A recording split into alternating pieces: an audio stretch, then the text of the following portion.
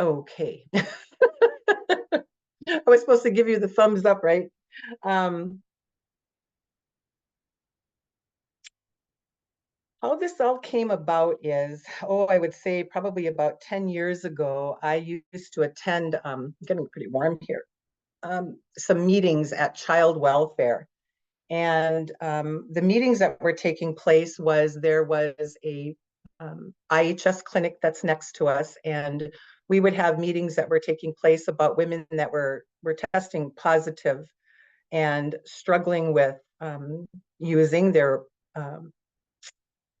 tests were coming out positive for just different things, and how are we going to end up connecting with the women and revitalizing and uplifting our women was the thing that we wanted to do, connecting with our original selves and our ways. And I think this is kind of like how this all began for me. There was just this big awakening that started to end up taking place. So then I had to end up kind of taking a look at my own life, so if I was going to address talking with women about pregnancy, I really needed to end up coming in and talking about my own life. I just really needed to touch base with what were things like for the women before me in their birth experiences. Many of the things I couldn't ask questions about any longer because they had passed, right? But my mother, I was curious to find out, about asking my uncles and my aunties and such about what was what was it like for my mother was pregnant with myself, right? So, and what were things like for Isabel Fairbanks when she was pregnant with my mother, right? So getting curious about those protocols. Um, I understood that there was a big colonization that ended up taking place, and the women, like my mother, like I was born in 1959. So I'm understanding that this is probably, Hennepin County Medical Center, that this is a big sterilization. There's a big, not any welcoming for her in a ceremonial way of birth, right? But she wasn't, I don't know the stories of that, but I do know that in 1959 it was just all medical. It was all sterilization. There wasn't any kind of ceremonial pieces that were taking place. And I know that I did not receive any of those protocols of teachings of building a foundation for myself, protocols, a welcoming ceremony for myself in 1959. Did that take place? No, it did not. Preparing my eggs in my body for birth, did that take place? No, that did not take place. My moontime teachings or my rites of passages, did that take place? No, that did not take place. My roles as a woman, did that take place? No, that did not take place. There was key women in my family that had passed and had left, and that they did not receive the teachings because of the colonization that took place, right? So that brings up lots of feelings. That brings up lots of grief. That brings up lots of even sadness. And that brought up a little bit of like anger, right? Like all these beautiful things that came back later on in my life, those were not invited to my mother. Um, but my grandmother, I found out, was born on the banks of the Mississippi. So I like really ended up hanging on to that. She was born upon the earth. My great grandmother birthed her on the banks of the Mississippi. I was just like so proud of that.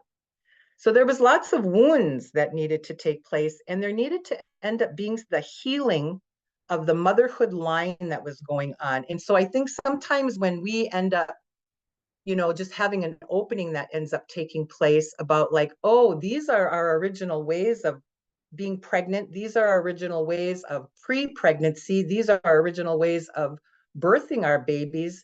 Then there's a lot of stuff that comes up, a lot of real feelings that end up coming up. And I think it's important to honor that, because what we're trying to do is really trying to end up healing those wounds that we carry that we carry with us. So our stories begin at conception, but they even start before that. So like I was an egg in my mother while my grandmother was carrying my mom, right? And so what were the experiences of that timeline? I'm thinking it was probably very, very difficult, right? There was, my grandmother was in Cass Lake. There was no, there was a lot of racism that was here. There was a clinic of the IHS clinic where women were beginning to birth their babies in a hospital format that was there, right? So in my memory, it's just like sort of like that probably wasn't a very good process for them, but this is what was taking place, right? So in 1959, what was my in utero experience like with my mother? What was I experienced with her in 1959? In 1959, relocation ended up taking place, moving from the reservation. So if we know what our histories are, right, relocation time, they're moving to the urban area. And hospital births, again, that's all that's taking place. We're not hearing about midwifery. We're not hearing about helpers. We're not hearing about those grandmas that birth those babies, So I wondered, like, what was my birth like? Like, what was it as this sacred being that is being held in the water of my mother? Like, what was my experience and what was hers? And so then, that's important, I think, to really think about. That's really important to kind of ponder when we're working with women, but even more so, I think it's like we need to ponder it upon ourselves, because we don't want to carry around shame, and we don't want to carry around all those things that do not help us at all, but just being real with it, and however we need to end up letting some things go. I moved a little bit further when I was thinking about all this. So there's this portal piece that's opening up, right, for me in my life in a I don't even remember, like I'm 40 years old, 35, 40 years old, right? And so I'm like thinking about a lot of different things as grandmas are speaking to me, aunties are speaking to me, women who are talking about things that I never was taught before, right? Or my cousins or my relatives were not talking about, we were not having these conversations about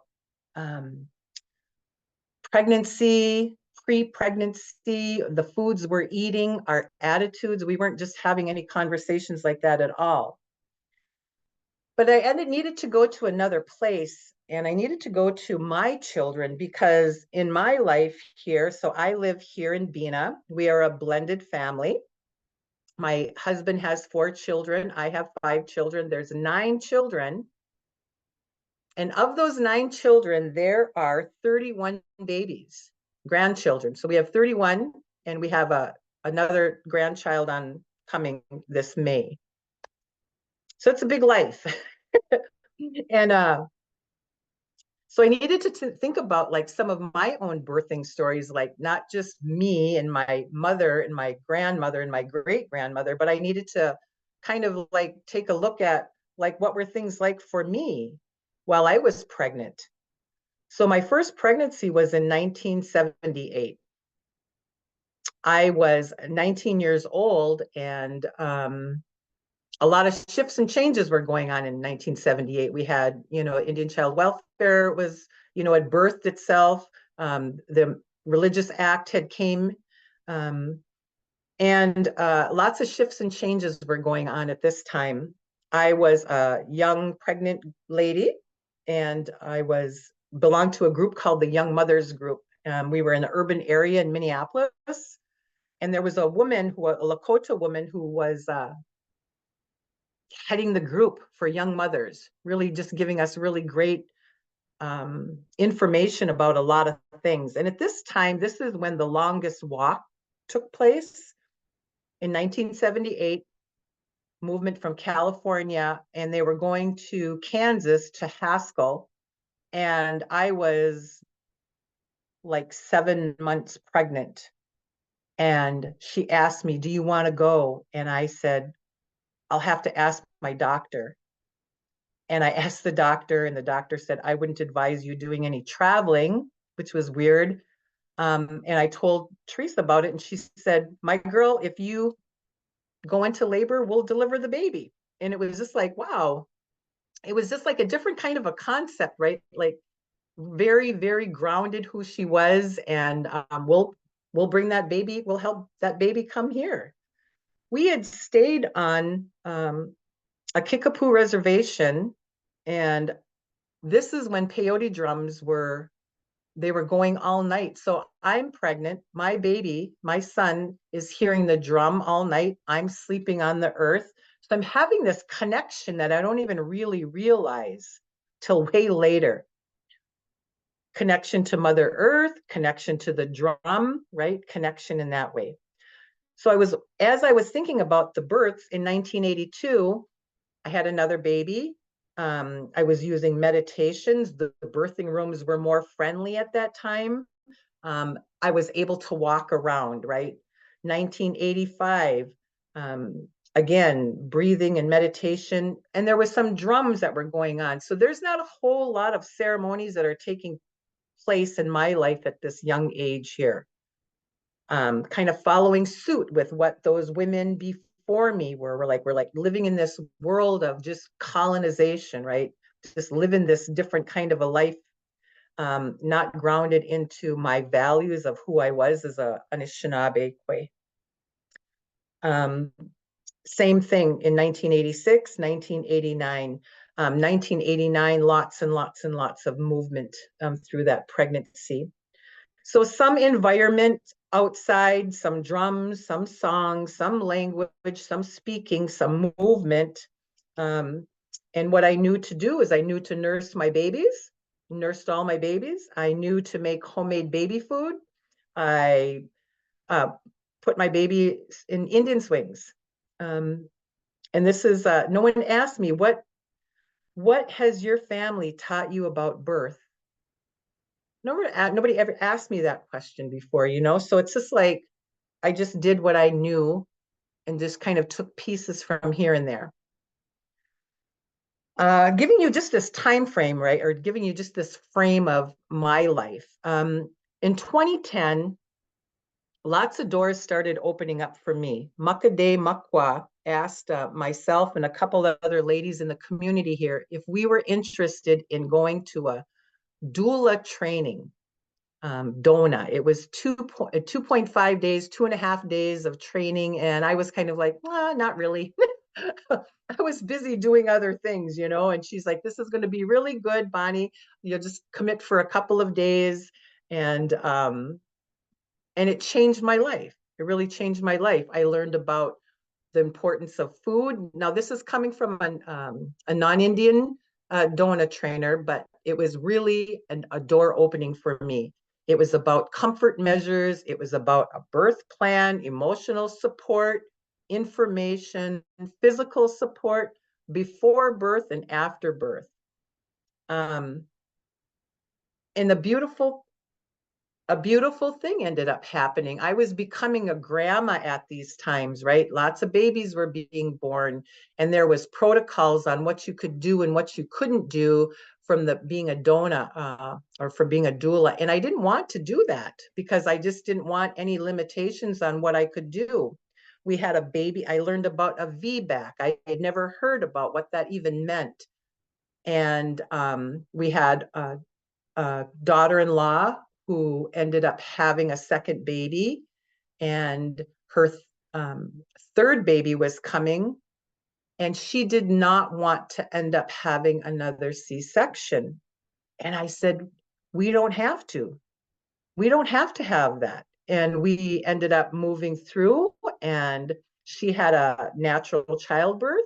And it was just like, oh my gosh, right? So all of this started to end up opening up pieces for me, right? And I was so excited about all of the things that were happening. We also ended up having shortly after that, it was midwifery assistance training. So it's just like the DONA came, then the midwifery assistance training ended up coming. And we had Pamela, who came from the farm, and she was amazing. And if you haven't heard about the farm, you can go ahead and Google that. And that is an amazing story about women and men who had decided back in the 70s that they wanted to raise their children in a different way. They wanted to end up having healthier foods, and they wanted to not have hospital births. So she was there with us for 4 days. We were learning about, blood pressure, sterilizing equipment, just wonderful stories from the farm. And at that same gathering that we were at, we ended up having Doreen Day, and she talked about traditional birthing, and it was beautiful. It was just talking about sacred fires, lighting the fire when mom's in active labor. She also talked about a beautiful story about twins that were born in a lodge, and about like how this woman ended up and having support in songs and drumming that was going on, and she gave birth to twins. She talked about moss bags, and she talked about cradle boards, about self-soothing that all of those pieces end up doing. And that the Western ways are just not our original ways of having babies. We were born to birth babies. So this was just like all this openings were taking place, and I was just like getting so excited about the children and the women in our communities, and I wanted to talk about these things and have some space for them. Like I had said before, I didn't do the certification with DONA because of all the guidelines, but we were offered another piece, which was called COPE. And these folks, I'm not remembering where they were from, but they did work with folks and moms that were of color, right? And the experiences that they were having in hospital births were, the invisible, the feelings that you get sometimes, and that weren't well, and they needed supportive services. So we received childbirth education, doula. We were trained in lactation consultant. So this was all kind of like happening for me. And I was just like, oh gosh, what am I going to do with all of this? I was really, really pumped up about this. So we started to put on prenatal events in the community, like, like how can we start to talk to our families? And I was so inspired, and I wanted to uplift our families and just like, and have them hear about some of these different things that I had learned, and about the importance of our innate wisdom and knowledge that we all carry with us. That was, I guess, the bottom line. I wanted them to access that. It's like sort of unpacking yourself into coming into your own authenticity of what's right for you. So we put on a prenatal event. I had never met any local midwives before. I mean, like really talked about anything, but I knew of one that was working at one of the local stores, and I asked her if she would come and be a midwife speaker, and she said no. I don't like to talk publicly. And I was like, oh, okay. She says, but I know of somebody that you might want to end up inviting. And so she gave me a name of a woman, two women, and I met one of the women. We went and had lunch together, and I just had thought, well, I'm not really sure how some of our families would respond to this gal, because it was just like a different kind of an energy, eh?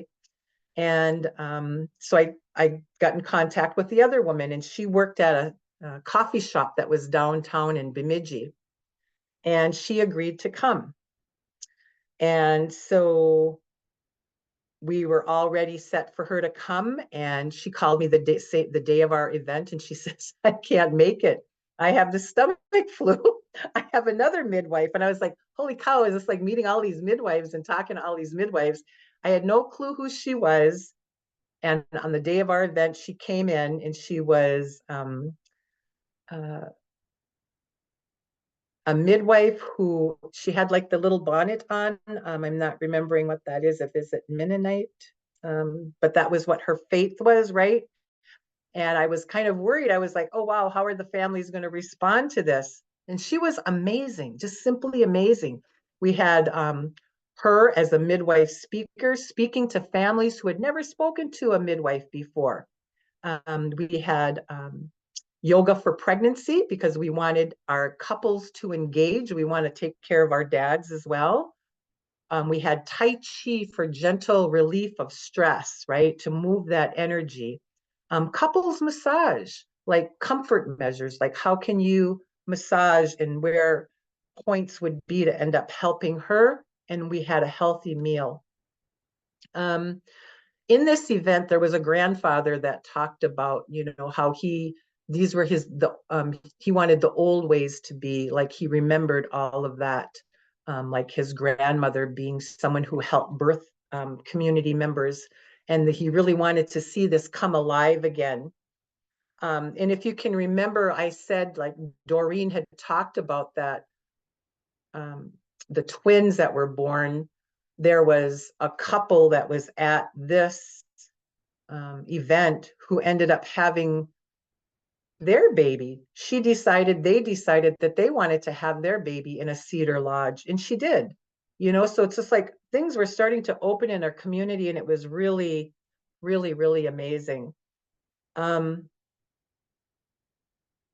We did another piece where we spoke, Doreen we talked about ancestors. What did our ancestors do before the Western model came, right? Spoke of our culture, spoke of men's roles. Birth is a ceremony. It was just like this has touched me so much. Birth is a ceremony. I had never thought about that before. Like, who's touching our babies first? We are the portals, right? From the spirit realm to this physical world. And when baby's coming, who's having their hands on baby first, right? Those were questions. Those were things that weren't in our family. They were definitely before, but with that piece that took place there, that colonization, it just sort of stopped it for a while. Just for a while. Now it's back, right? And we did a few other events. Okay, I'm going to take a drink here.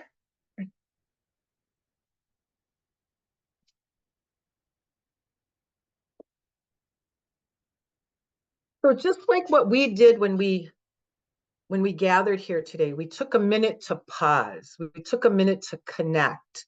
We connected with ourselves and with each other and with, all that's around us. And that's what we want to teach our women, right? We want to teach our women to take notice of the environment, to use our eyes, to use their noses, the smells, to feel the world, to touch Mother Earth, to splash in the water, to feel the snow, to look at Grandma Moon.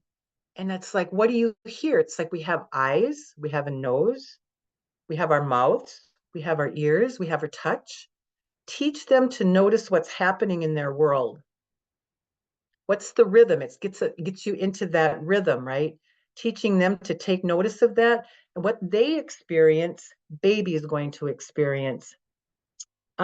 Just like this month of, the baboon, right? The winter time. The winter time is for settling, to not be so busy, not to be like, like jam-packed with your agenda all the time, right? So that's what we're trying to do, is get into this rhythm, kind of like with what the world out there is. That's how our bodies, and that's how we should end up being. Like, what is the season? when you're pregnant, right? Like, is it fall time? Is it winter time? Is it springtime? To just kind of get into that motion, right? And what is the weather like in your different trimesters? Raining and snowing. And are you hearing the thunderbirds? Are you looking at those whirlwinds that are taking place, in these last couple of days? Are you looking at the frost? And what are you observing? Are you observing the anungs, the stars? Are you observing the full moon? Grandma moon, are you observing the sunsets? So these stories of, like give us guidance, the stories that we hear, gives us such a great foundation, right? And we want that to be what that in utero experience is. It gives us a sense of identity. It gives us a sense of belonging. And I believe it really gives you a sense of your foundation, right? Of who you are. Our grandmas tell us, right, that we're the first environment for baby. Our babies see through our eyes. So what are you looking at? Are you looking at beauty? Are you looking at those pieces of positive, right? Like, what is that? Like, really grasping and capturing, not just being on our phones. Nowadays, it's like so different, right? Or on the computer. And then what are you watching on TV, right? Or what are you looking at, right? So just taking that piece. And then our babies hear through our ears. So what are you listening to? Are you listening to the relatives that are outside this, the thunderbirds, right? Or the drum? Are you listening to the language? And are you having it quiet, right? Like, quiet is such a rarity, I think. Like, we always have to have something happening all the time. And it's really nice. And then babies feel what we feel. And what are you feeling? What is your attitude? What do you need to take care of, right? Like, a lot of emotions are happening. So touch and smell, so important. The air is inside of us. We breathe it, right? We communicate with it. It gave us life. That's baby's first breath as they come in. It's our relative. Water, it's life. It brings in life. It's our responsibility as women. We are water. Fire, the sacredness of fire. And really, of course, embracing those men that need that responsibility of their responsibility of those fire keepers. The earth, even though it's frozen right now and she's resting, just our feet on there, as if we're pregnant in the wintertime, or are we giving birth in the wintertime? Earth houses us, it takes care of us. We return to her, right? So our bodies are the doorway through which the baby arrives from the spirit world to this place here. So we want to help to reawaken her. We want physical body awareness. So what does that mean, right? That's like, are you moving a lot? We want movement. We're sedentary a lot in this lifetime of these days. We want movement to end up happening because we want the fascia in our body to move. We want to be able to birth our babies where there's flexibility and movement in the joints, right? Right? We want that to end up happening, to have that good exercise. If that's Tai Chi, if that's gentle yoga, right? Prenatal care. Are we having those good sacred foods of, that deer meat? Are we having our wild rice? Are we having that whitefish? We didn't always have to take vitamin D pills before. Our stories were like the whitefish were up high, and when they were being netted before, the livers in the whitefish, when they'd be cooked or be eaten, right? That would just do that supply for us because they're receiving the sunlight from Mishomis while they're up higher in that water, and their livers are absorbing all of that. And so when we're eating that, then that's really helping us to end up being more healthy, right? Are you drinking your teas? Are you rubbing that bear grease on you? Or, the different ointments that you might end up having from the grandmas that, we'll talk about, uncomfortableness. Are you taking some cedar baths, right? I think our mental health and our minds, of course, like we said before, we need to pay attention to. And then what are you thinking about, or what are you reading, or what are you watching, or what are you learning? Are you learning something new, right? So this is exciting, an exciting time for you and baby, or for emotional. Like, are you going sitting in the bush when you need to, or are you smudging? Are you talking to an elder? Maybe needing to visit with a little bit of someone who will hear you, an elder, or maybe going to counseling. It's up to you, up to them. And spiritually, how are we taking care of our spirituality, right? Sometimes, it's like sometimes we're just like really just beginning, and I hear sometimes I met with young girls today. Are you praying? That's a thing, right? Some people haven't heard prayer and they don't really know about it. So praying and smudging, um, just those different kind of things, just to take a look at.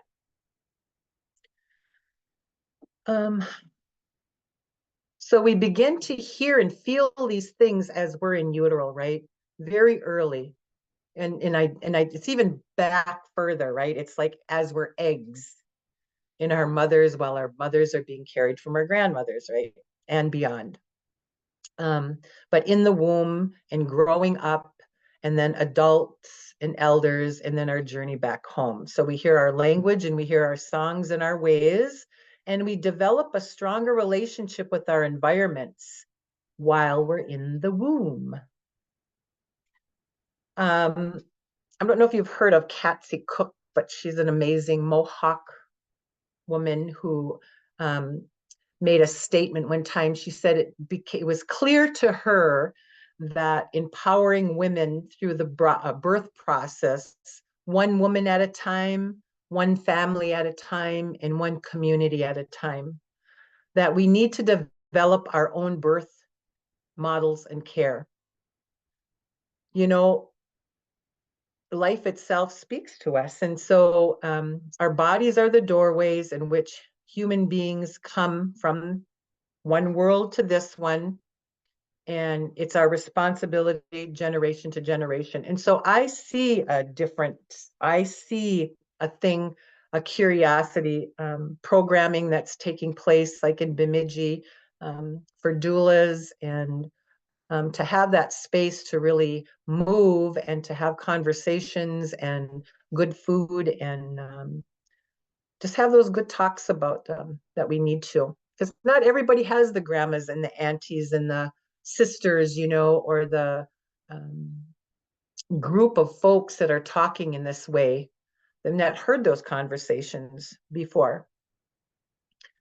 So I think it's important to have like birth plans. I sure didn't.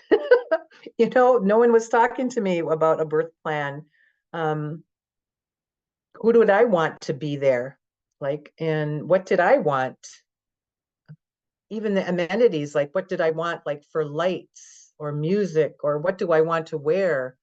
Or was I able to bring in sacred items and all of these questions, right? Like things that were like our bundles in there. What are the hospital procedures? Saline, are you able to walk? Staying hydrated, those pieces. Labor props, birth balls, pools, stools, pain relief. Some people want that and some people don't. So, do you know about massage? Do you know about bath? Do you know about showers, hot and cold therapy? Positions that you'd like to explore, right? Back in the day, and I'm not sure who's who here, but there wasn't a lot of options as you're going in. You went in and you were in the bed, or you were laying down and you weren't moving around, and baby's not moving, right? We need to end up having that flexibility and that movement and that. And then the important thing that just really just like I had said before, like blew my mind, like who is catching our baby? Who is touching the baby for the very first time?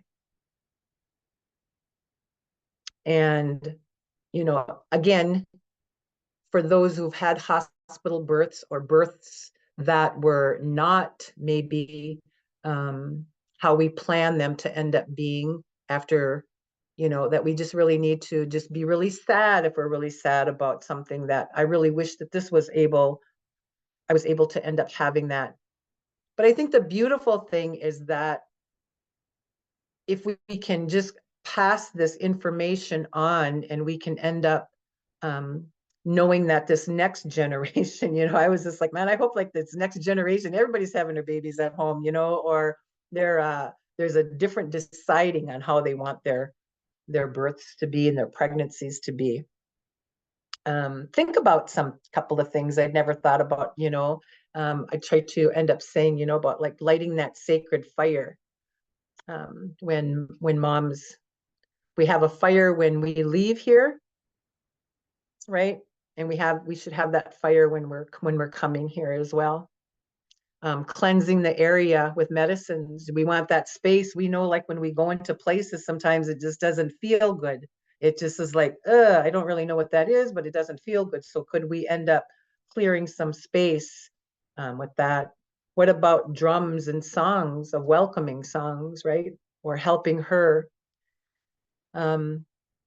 Placenta, another question, for folks is receiving that teaching in regards to placenta and to cord.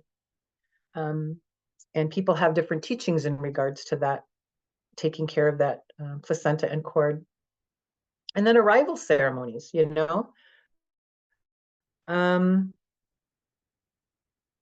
placing baby right on mom, delayed cord clamping, delay in washing. There's just all these beautiful things that we don't want to wash away right away, right? And when we do decide that there's some things that want to take place, do we want to end up having some cedar for that first cedar bath? Really important, I think, are moss bags, they're held tight, they're secure and warm. They're shaped a lot like mom's uterus, right? Like as they're in mom, right? That's what it's kind of shaped like. I mean, back before there was moss placed in there for babies. Dickenoggins, those cradle boards as well, those teachings, and swings. I really like that swings are being implemented more. We did a swing session last fall, and then we demonstrated on the trees how to tie and how to put them up. And it sort of like reminds me of that, like that right brain, left brain, so you're going back and forth, and that swing is a baby, right? And so beautiful and so healthy. So a couple of other pieces would be, there was a woman, I wanted just to tell a quick story about a woman who, she was a first-time pregnancy. She decided she did not want to have her baby at a hospital. She wanted to have her baby in a lodge. And so two ladies had called to ask if we could come over there to cleanse the area, to smudge the area, to, just give all this love to the area, because mom was going to be delivering there, and it was supposed to be like in a week or something. Well, we get a phone call on Sunday, and they said she's in labor and that she's there. And we're like, okay, we'll get over there. And so we got our medicines, we brought our fans, we brought our drum, and we went over there to go take care of what we needed to take care of. And I thought, I'm going to stop and I'm going to pick up 3 of these grandgirls on the way. So I had 3 grandgirls to bring with. And I brought them with because I wanted them to have this normalized thing as younger ladies. There was different ages, but I wanted them to hear birth and to normalize that, and not this private kind of a thing. Like it's something that should be honored and sacred, right? Oh, that's birth. Someone's giving birth, right? To hear that and to end up witnessing, oh, okay, this is what this is.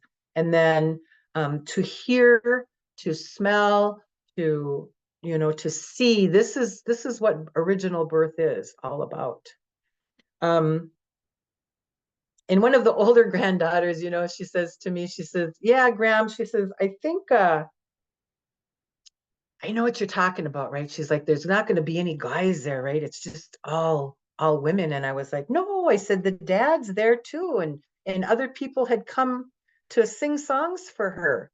And she's like, yeah, but we don't want nobody to see the private parts. And I said, yeah, my girl, you're 100% right, but we don't want to just always talk about it in that way. We want to talk about it in they are sacred parts. So it's like really trying to shift and change like these ways that we think sometimes and the way that we're doing things, right? Birth is a ceremony. It's not this. We come here to give life, right? To give life, and it's a sacred space.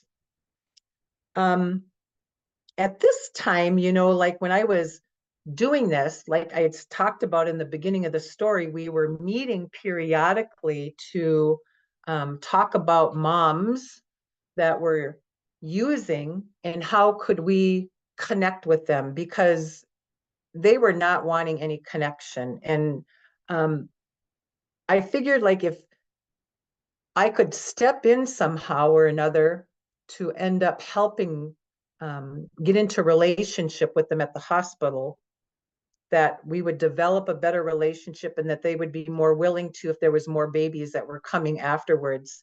So at this time, there wasn't separate rooms. There wasn't a remodeling that took place at Sanford Health. There was, all the babies were in one room. And so I could go in there and hold the babies, and you had to go through this training to be what the heck was it called? It was like a volunteer, right? It was a volunteer. I wasn't a retired woman. I was working, but I wanted to go in and I wanted to get my foot in the door so the moms could see who I was, that I was holding babies. They would have a curiosity, and then we could have a conversation, right? And I wanted to be able to get that space so I could develop relationships to have conversations like this. And then give them information about what may be happening when they come home if baby had been exposed. And then there's neonatal exposure, right? Like about like that Finnegan piece. And this are things to be aware of, right? So I guess, for me, when these pieces started opening up and I started to look at like Teresa, who talked about, you don't need to be nervous about traveling all the way to Kansas. We're all going to go sleep in, we slept in teepees, and we're all going to be on the earth. And if you have contractions, we'll deliver the baby. It just like normalized everything for me, right? So I got a chance to kind of visit a bit about like places in my life, and I encourage that other people do those same things too. And then to get curious about like what was our in utero, what was it like when we were in utero, right? What was it like when what was happening in our mothers' lives, right? Because those exposures affect us, right? And then what was it like when your mom was in grandma, right? And then what were the birth stories? Our birth stories are so wonderful. We want to talk about what this season was like and what I smelled and what I seen, and that you were there too. We're in this together kind of a thing. And that what are our choices of having good health and good healthy births, right? So there's a whole nother stories of things that take place and can end up happening that we just don't know, right? Like with epidurals or drips starting to get the Pitocin to get things moving fast and all of this and what ends up happening because there's a connection with us and baby. So there's so much to always learn. There's so much to always think about.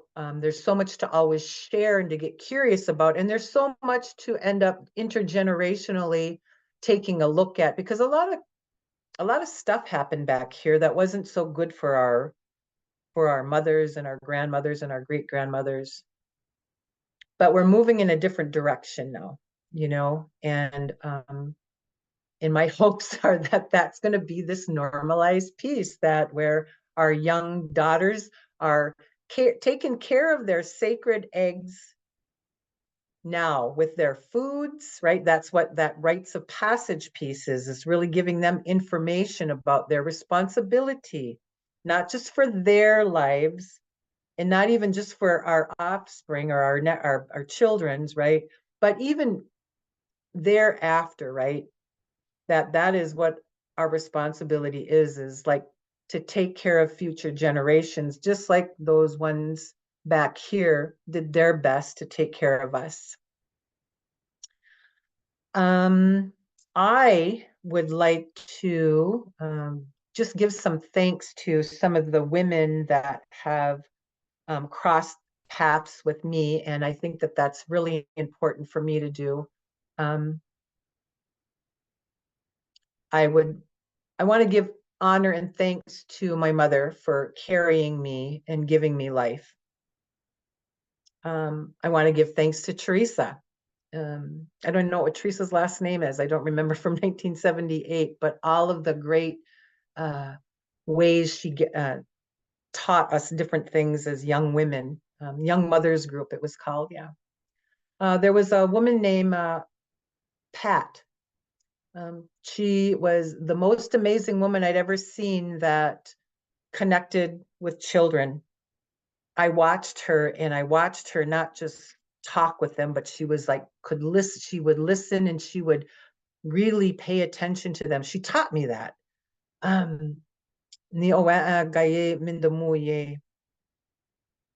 Louisa Shebegaget, for all that you taught us at all our women gatherings.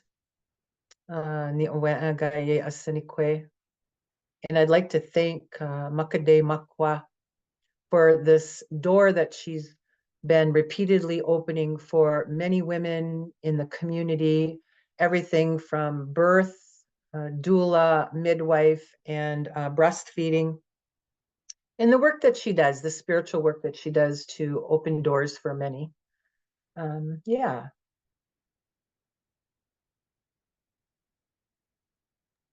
And I'd like to say miigwech. That was so incredible.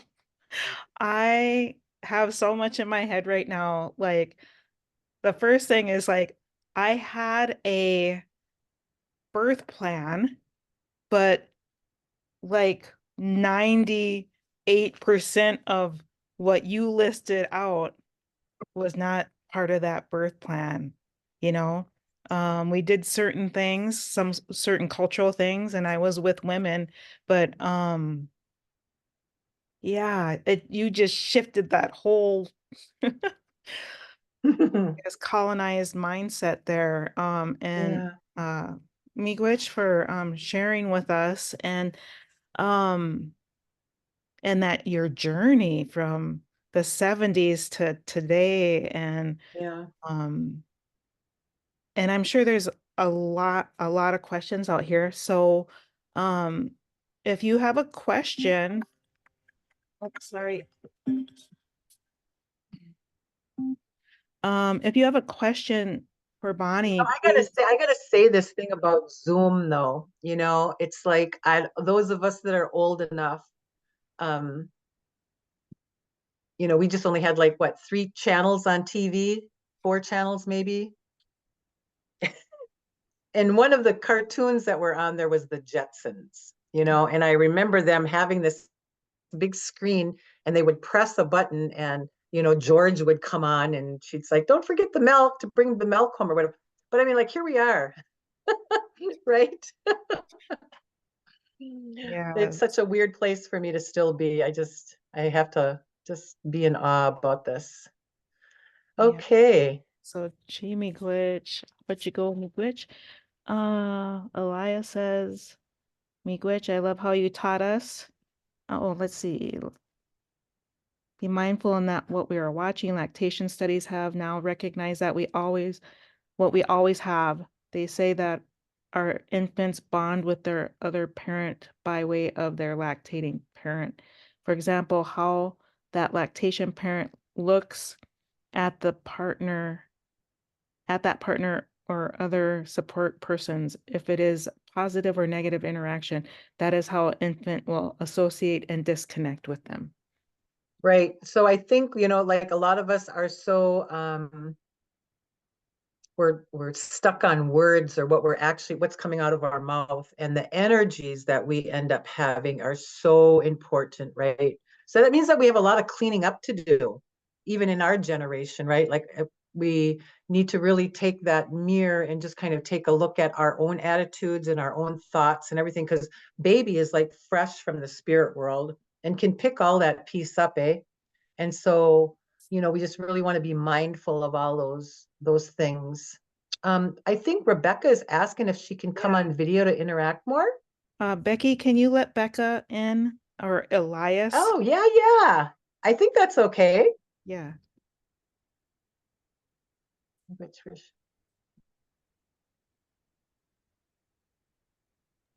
I just enabled that. Okay, Becca.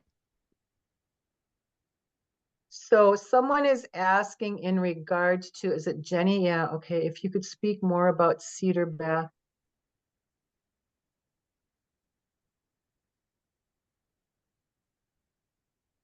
There's two questions that are on here that I think are really important. I think if you're speaking to cedar bath for baby, right? It's it can end up being like so we had a baby that needed to end up going to Fargo just because of meconium, right? So just having that piece checked. So we ended up boiling up cedar and then just putting it like in a little jar piece so that can end up being, so that's their first medicine. That's their nibi. You're praying for it. You're putting it on baby, right? Like that. And then just like asking, I think like you just gotta, like, I think that's why people don't, a lot of people wish that they could end up having home births or having another choice so that we can end up doing like that cedar bath for them, right? Instead of the soap, like how historically they do, they're getting the soap and they're cleaning all of that off, all those good microbes off baby, which really need to end up being in their eyes and being in their nose and being in their mouths and just really staying with them, right? For the health and the vitality for their life that's coming, right? I think that that's important. Yeah, okay. So I think that's Meg. Yes, you are very right. So I think we need to end up connecting with our community so much more, because a lot of our relatives and have missing mothers and missing relatives all over the place, right? And so we want to end up coming in to end up helping and supporting during pregnancy, so much for postpartum care, but as well, Megan, I see that um, for the loss, when we have a loss. Um, and those pieces need to take place, right? And I think that we need to just give permission to say we need to really support each other in that good way, for that, because it's a grieving that's going on, and that we need to end up being there for her in so many different ways. Yeah. Okay, so I'm just kind of, I didn't know if you, Ivy, wanted to read some of them for the question. Sure. My internet is unstable right now, so I'm a little Okay, nervous about okay. but So I'll go ahead wonder and if read Rebecca's. Rebecca is talking about catnip. Yeah, so protective first bath, right? So whatever your teachers are your your WEAs, who is ever teaching you those things, then that's what you're ending up doing, right? You're going with what that person is saying. This is what, from village to village, like here we are, there's so many little villages all the way around. There's Inger, Obashing, Anigam, Bina. There's so many different places, and that they're even within those little villages, there's different teachings that end up going on. Or somebody marries somebody else who's coming from a different village too, like over in Wisconsin, and they're coming there, or they're up in Obashing, right? Coming there. But the main piece is that, we're doing something in a good way and not the sterilization way, right? That's not who we are, right? Yeah. I'm interested in breastfeeding aspect too. I'm still nursing it. Yeah. Yeah. So again, the other societies, right? Like, so we just really need to go, oh, okay. And then just shift into this. There's so many moms that are still nursing their babies, and so many beautiful pictures. Like we did a breastfeeding gathering, where I work. We're trying to do like series of different things. And in one of the coloring books, there was this little girl who was standing on a little chair, and she's pushing her mom's shirt up because she's hungry. She's able to walk, and normalizing that, right? I'll tell you a quick thing. Is it Miss Tibbetts there? Yeah. Um, so we were in the bathroom here some years ago. Remember, there's all these kids. We got all these different age groups and everything, and some have not seen breastfeeding going on because they're older. And we were changing. There was changing that was going on, and one little girl's breast showed, and the other little girl who was breastfed, but mom's not doesn't have any little babies, so she's not seeing it so much anymore. She says to her cousin, "Ew," like she's seen her breast, and that cousin says to her, she puts her hands on her hips. She's just this little girl, and she says, "Hey, those are doo-doos. That's how we feed our babies." And set her straight. Just set her straight right there. There was no intervening. So that's okay, if that's what the other society is. But it's like really like embracing your innate, what is it that we want, right? How do we want things? And if we're curious, passing that tobacco and asking or going and listening.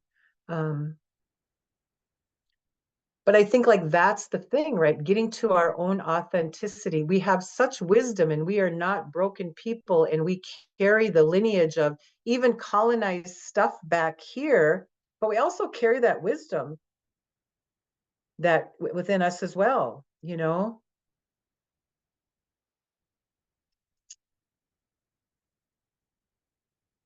Miigwech.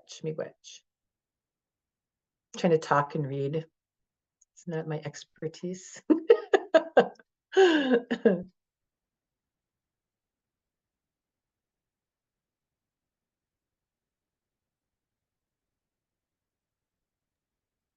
Bonnie, folks do have the ability also to unmute themselves at this point. So if there's anybody you'd like to ask like clarifying questions, or if folks feel like they could offer more information, Yeah. that should be fine too. Okay. That sounds good. So the floor is open, everybody that's on here. Becca, if you had any additional comments or resources, Allie, anyone, you just unmute yourself.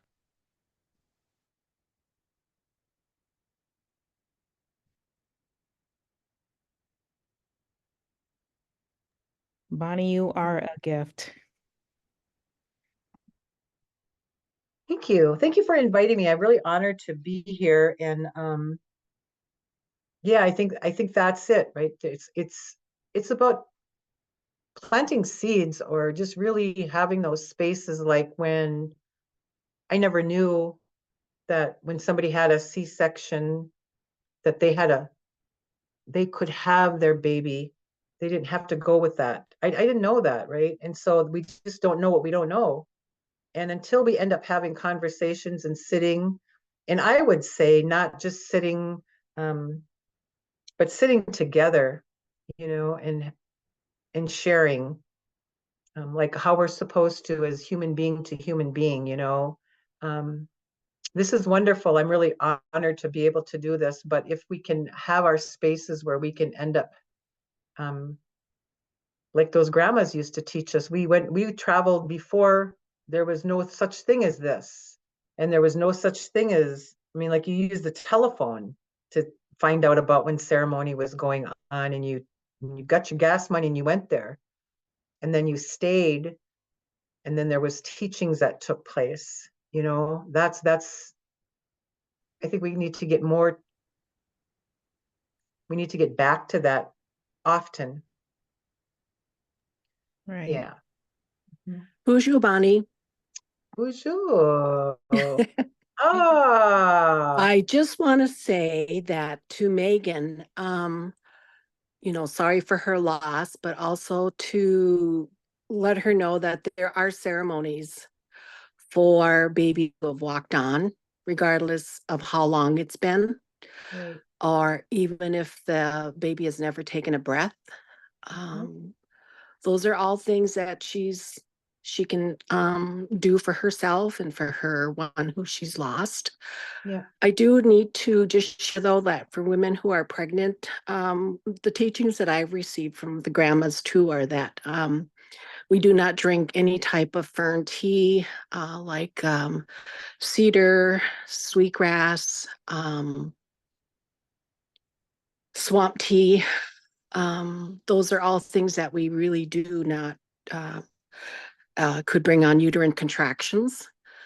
But I do agree with you wholeheartedly. Zoom is wonderful to do, but there's nothing better than sitting with a group of women Yeah. and to say, you know, like, tell Megan thank you for sharing about her loss. But like if we were sitting in a circle, there could have been so many things that we could have done for her. Yeah. Do when we're Zoom. So I say chi mino chike. That means you're doing a good work. And yeah, thank you so much for doing what you're doing. Miigwech. Miigwech.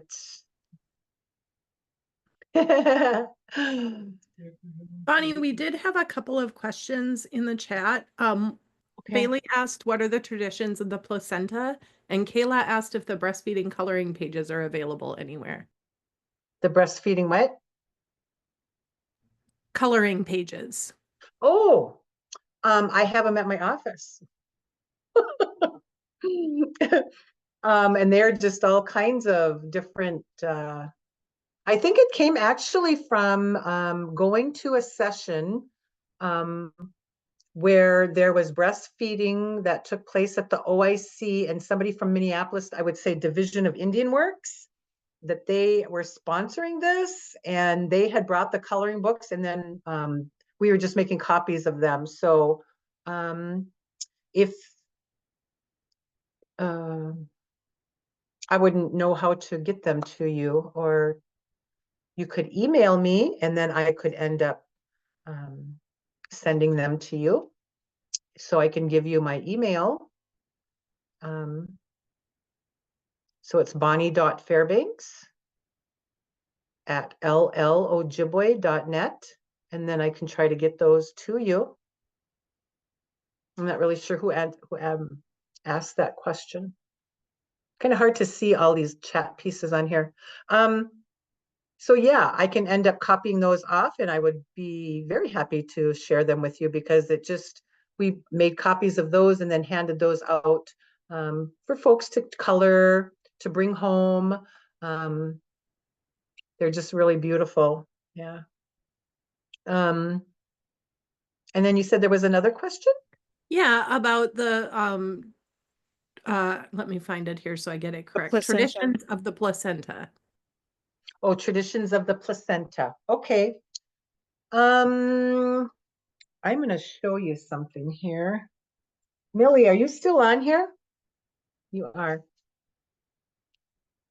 This was a gift that I had received. Let's see.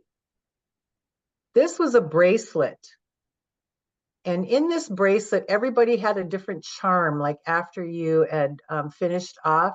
And this is a tree of life, but it's like the placenta. And I ended up finding this week. I was just like, oh my goodness. So here I am, just all inspired now again. Placenta, I think, you know, again, just being respectful into what maybe the grandmas in your community might say about that, but I can just say the different, what I had learned. So in many generations before, placentas, they were not taken home. They were not, that question wasn't even asked. And nowadays, there's a normalcy on hospital births of requesting the placenta, right? So that's what's helping baby. And so we really want to end up either keeping that, it's frozen ground right now, right? Some people will end up waiting. Some people will put a little fire on the ground and open that earth up and bury it. But it's really giving great honor to that placenta of what that spirit did for baby all that time in utero. It's a part of that whole birth ceremony process, right? It's about honoring it, giving thanks. Maybe, you know, if you want to sing a song, putting the tobacco down, and it's returned back to Mother Earth. And so for us here, you know, there's lots of grandbabies, right? And we have land on the other side of our house here where everyone knows that their placenta, not all the placentas are buried there though. But they know that their placenta's there. And it's really something heartfelt for them, right? To know that their placentas are over there where those cedar trees are at. And again, it gives them that foundation of strength. It gives them the foundation of something that was taken care of for them. And then so all these kids are being able to see this is what we end up doing now. It doesn't get thrown away. It doesn't get burnt up. It gets, it's respected and it is returned back to Mother Earth in a good way. Does that help? Yeah, that does. I just had a quick question. So, some of the teachings that I've heard is that a male has to bury the placenta, and I was just wondering, can it be the mom or does it have to be a male? Yeah. So, long time ago, when I was with Ni'owa Mindamuye, we did many sweat lodges, and we didn't have a male, and we had to learn to do that fire and to start that fire. And sometimes moms are not with their partners, and sometimes there's that's not available. I think for me, I just know that I don't think that there's a lot of rigid, like there's some things that are really the protocols of that. But for me, it just always feels like it's a family piece if it's the dad and the mom. And mom, you know, depending on when it's going to be, we're really wanting her to have that extended resting period, right? So she's not out there digging around and all of this. We really want her to be in the bed, resting and breastfeeding, you know, kind of a thing.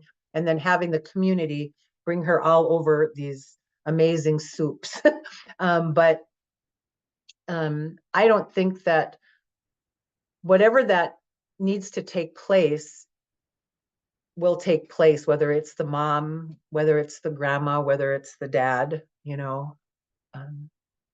So I guess, like for me, I would say, Bailey, it is, right? Just for you to end up deciding, or, you know, you going within your own self, and then that wisdom will come, like maybe from your ancestral lineage. It'll end up coming to you about, this is what we've did. This is what we do in our community. Mm-hmm. Miigwech. Yeah. Mm-hmm. I had also heard that by burying the placenta, the child will always know where home is. Right. A connection, eh? Connection to the land. So like, Yeah. remember when we were talking about like really being connected to, you know, the earth, being connected out there, right? Like, so that's what we're wanting to end up embracing, that what's happening there is a part of us. And so when that placenta is there, you know, there's this deep, like I was saying, like some of the placentas that are here, there's this really deep, I can't even have it like in words, like and knowing that what helped them in life while they were being carried, right, is right there, right? Mm-hmm. Connection to the land. Love it. So, Bonnie, Yes. I know that Minoyuin has midwives, and I also believe doulas too. Um, do all tribal clinics have these resources available?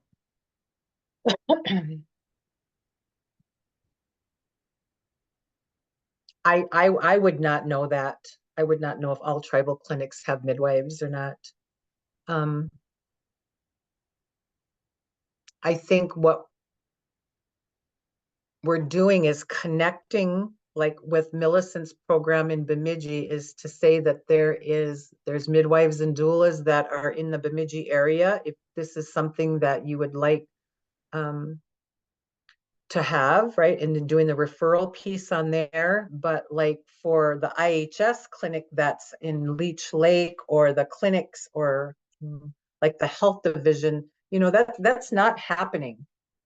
And so I think that there's this other movement that's taking place, that they're meeting with midwives to end up having some guidance and some good messages brought forth with them. And then I'm not sure, you know, just like the young gal who wanted to not go to the hospital to have her baby. She wanted, you know, to be there on the earth to have her baby, right? And then so I think like this movement really needs to end up kind of like being out more, right? More, and having more conversations in different communities and in different parts of the smaller villages, right? And especially for our young moms too, that are like, you know, saying, this is what I'm going to do. I'm going to go right in, and I'm going to have this baby, and I'm going to have an epidural, and I'm going to be okay, and I don't want to feel anything, and not connecting with the journey and this process that's taking place between mom and baby, and mom and baby, you know, this beautiful thing of not having it that way. So if that can take place, then she can end up meeting with somebody that doesn't necessarily need to be in a clinic that's right on the res, right? But meeting with somebody who can end up saying, did you ever think about this?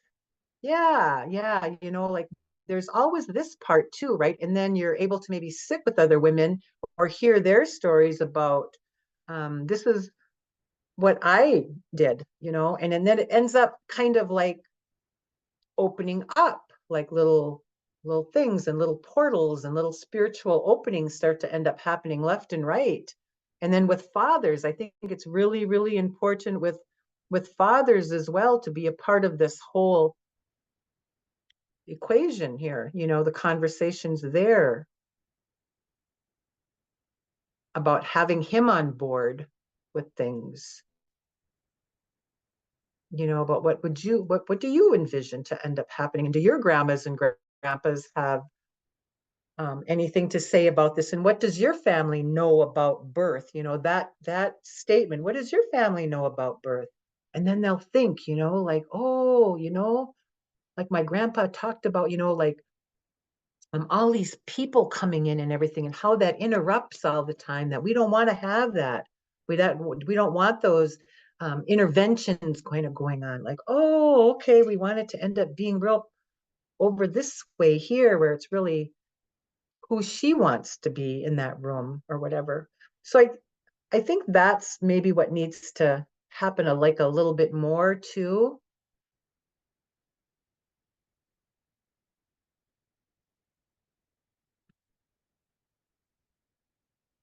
Yeah. Okay. Anything else? Yeah. Thanks, Becca, for clarifying that on Minoyuin.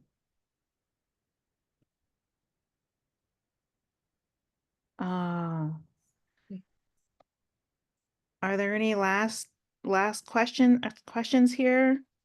We're closing in on 7:30.